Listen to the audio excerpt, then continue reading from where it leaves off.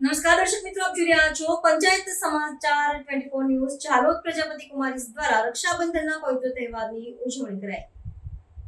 ઝાલોદ પ્રજાપતિ બ્રહ્માકુમારીસ દ્વારા રક્ષાબંધનના પવિત્ર તહેવારની ઉજવણી કરાઈ. સરકારી સંસ્થાઓના કર્મચારીઓ અને અધિકારીઓને રાખડી બાંધીને સ્નેહ મિલનનું આયોજન થયું હતું.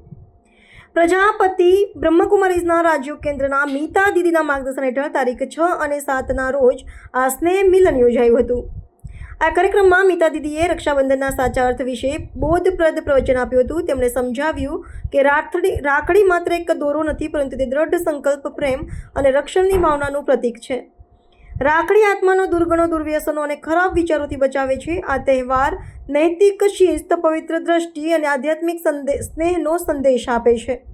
આ સ્નેહ મિલન કાર્યક્રમમાં મીતા દીદીએ ઝાલોદ પોલીસ સ્ટેશનના પીએસઆઈ CK સિસોદિયા અને PSI RV રાઠોડ સહિત પોલીસ સ્ટાફને રાખડી બાંધી હતી.